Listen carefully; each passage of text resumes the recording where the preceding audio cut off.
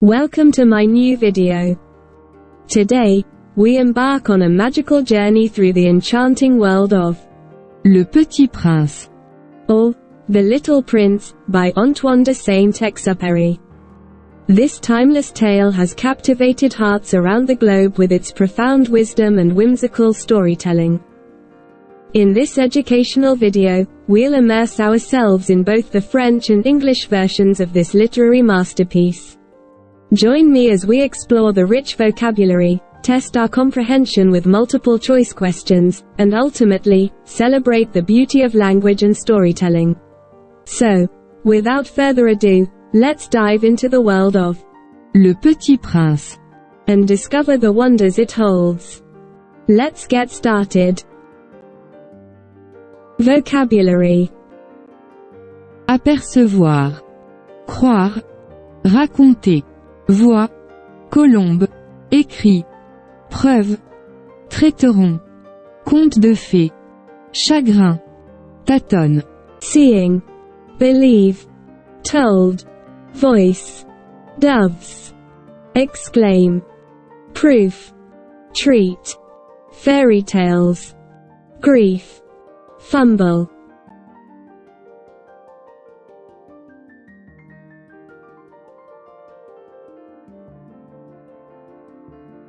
Le Petit Prince.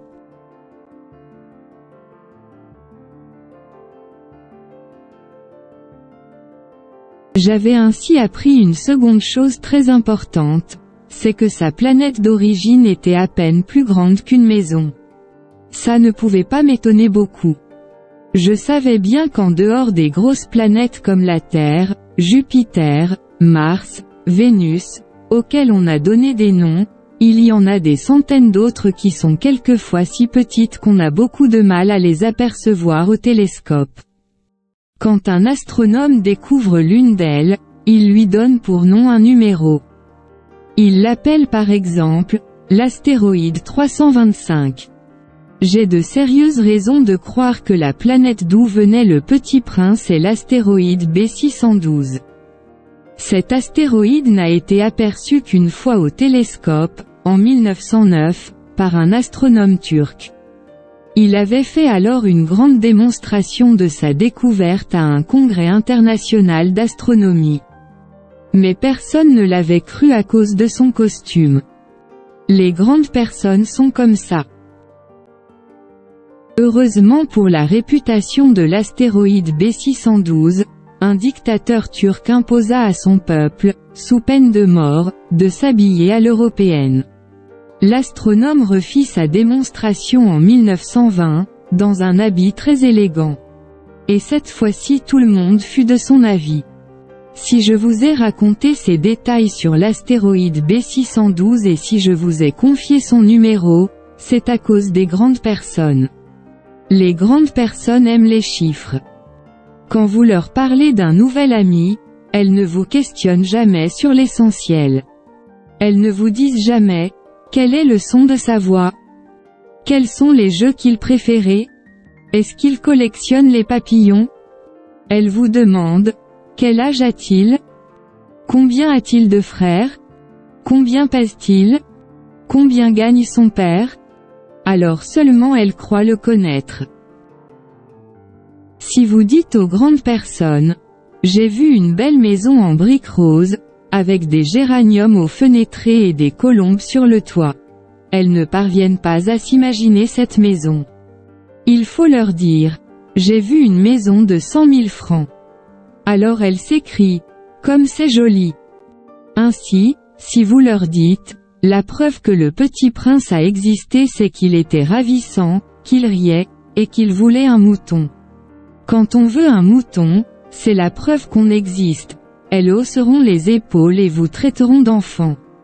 Mais si vous leur dites, la planète d'où il venait est l'astéroïde B612, alors elles seront convaincues, et elles vous laisseront tranquille avec leurs questions. Elles sont comme ça. Il ne faut pas leur en vouloir. Les enfants doivent être très indulgents envers les grandes personnes. Mais, bien sûr, nous qui comprenons la vie, nous nous moquons bien des numéros. J'aurais aimé commencer cette histoire à la façon des contes de fées. J'aurais aimé dire, il était une fois un petit prince qui habitait une planète à peine plus grande que lui, et qui avait besoin d'un ami. Pour ceux qui comprennent la vie, ça aurait eu l'air beaucoup plus vrai. Car je n'aime pas qu'on lise mon livre à la légère. J'éprouve tant de chagrin à raconter ces souvenirs. Il y a 6 ans déjà que mon ami s'en est allé avec son mouton. Si j'essaie ici de le décrire, c'est afin de ne pas l'oublier. C'est triste d'oublier un ami. Tout le monde n'a pas eu un ami. Et je puis devenir comme les grandes personnes qui ne s'intéressent plus qu'aux chiffres. C'est donc pour ça encore que j'ai acheté une boîte de couleurs et des crayons. C'est dur de se remettre au dessin, à mon âge, quand on n'a jamais fait d'autre tentative que celle d'un boa à ferme et celle d'un boa ouvert, à l'âge de 6 ans. J'essaierai, bien sûr, de faire des portraits le plus ressemblants possible. Mais je ne suis pas tout à fait certain de réussir. Un dessin va, et l'autre ne ressemble plus. Je me trompe un peu aussi sur la taille. Ici le Petit Prince est trop grand. Là il est trop petit. J'hésite aussi sur la couleur de son costume. Alors je tâtonne comme ci et comme ça, tant bien que mal. Je me tromperai enfin sur certains détails plus importants. Mais ça, il faudra me le pardonner. Mon ami ne donnait jamais d'explication. Il me croyait peut-être semblable à lui. Mais moi, malheureusement, je ne sais pas voir les moutons à travers les caisses. Je suis peut-être un peu comme les grandes personnes. J'ai dû vieillir. The Little Prince.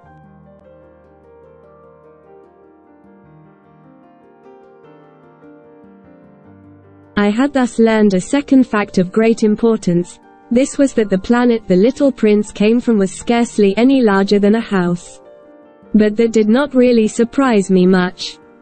I knew very well that in addition to the great planets, such as the Earth, Jupiter, Mars, Venus, to which we have given names, there are also hundreds of others, some of which are so small that one has a hard time seeing them through the telescope. When an astronomer discovers one of these, he does not give it a name, but only a number. He might call it, for example, asteroid 325. I have serious reason to believe that the planet from which the Little Prince came is the asteroid known as B612. This asteroid has only once been seen through the telescope. That was by a Turkish astronomer, in 1909. On making his discovery, the astronomer had presented it to the International Astronomical Congress, in a great demonstration. But he was in Turkish costume, and so nobody would believe what he said. Grown-ups are like that. Fortunately, however, for the reputation of asteroid B612, a Turkish dictator made a law that his subjects, under pain of death, should change to European costume.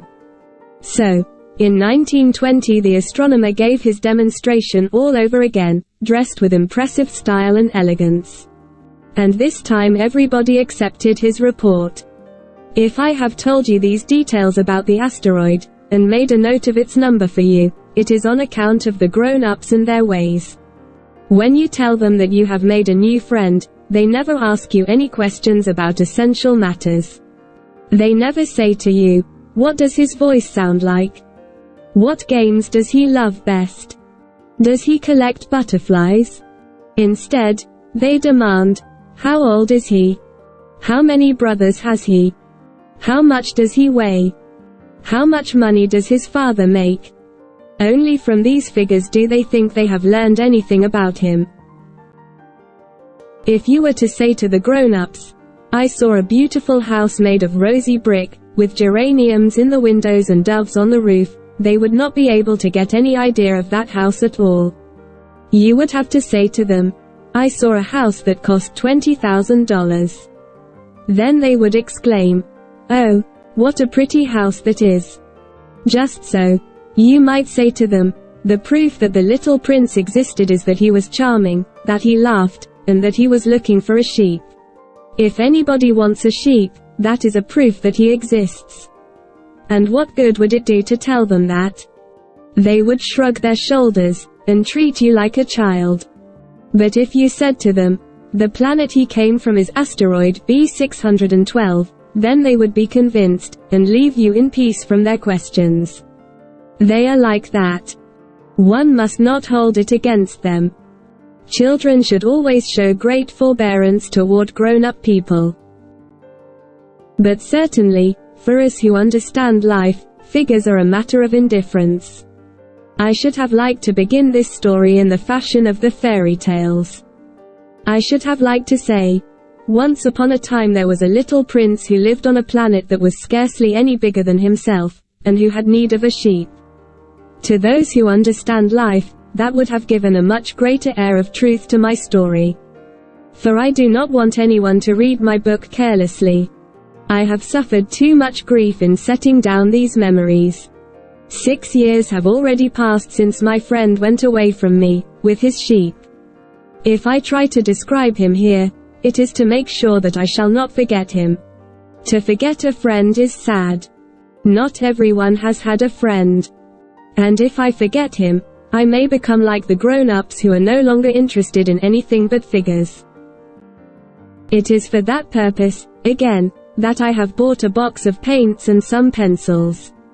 It is hard to take up drawing again at my age, when I have never made any pictures except those of the boa constrictor from the outside and the boa constrictor from the inside, since I was 6. I shall certainly try to make my portraits as true to life as possible. But I am not at all sure of success. One drawing goes along all right, and another has no resemblance to its subject. I make some errors, too, in the little prince's height. In one place he is too tall and in another too short. And I feel some doubts about the color of his costume. So, I fumble along as best I can, now good, now bad, and I hope generally fair to middling. In certain more important details I shall make mistakes, also. But that is something that will not be my fault. My friend never explained anything to me. He thought, perhaps, that I was like himself. But I, alas, do not know how to see sheep through the walls of boxes. Perhaps I am a little like the grown-ups. I have had to grow old. The final section is comprehension questions. Now, read the questions and find the correct answers below. 1. Que le narrateur a-t-il appris à propos de la planète du Petit Prince? A. Elle était aussi grande que la Terre. B. Elle était à peine plus grande qu'une maison. C. Elle était de la même taille que la Lune. 2. Qui a découvert la planète du Petit Prince? A. Un astronome américain. B. Un astronome français. C. Un astronome turc. 3. Que demandent les adultes lorsqu'on leur parle d'un nouvel ami? A. Leur famille et leurs antécédents. B. Leur apparence et leur personnalité. C. Leur passe-temps et leur centre d'intérêt. 4. En quoi le narrateur croit-il être une preuve de l'existence du Petit Prince? A. Sa connaissance de l'astronomie. B. Son intelligence et son esprit. C. Son rire et ses désirs. 5. Que reconnaît le narrateur à propos de ses dessins? A. Ils sont des représentations précises. B. Ils sont basés sur l'imagination. C. Ils sont inconsistants et imparfaits. 6. Pourquoi le narrateur inclut-il des dessins dans l'histoire? A. Pour illustrer des scènes clés.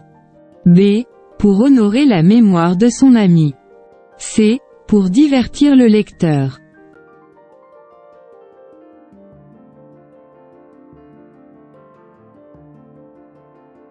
Thank you for joining me on this linguistic adventure with The Little Prince. I hope you've enjoyed the immersive experience of listening to both the French and English versions, expanding your vocabulary, and testing your comprehension. Remember, the journey of language learning is a beautiful one, much like the journey of the Little Prince himself. If you found value in this video, don't forget to like, share, and subscribe for more educational content. Feel free to leave your thoughts and suggestions in the comments below. Until next time, goodbye and see you soon.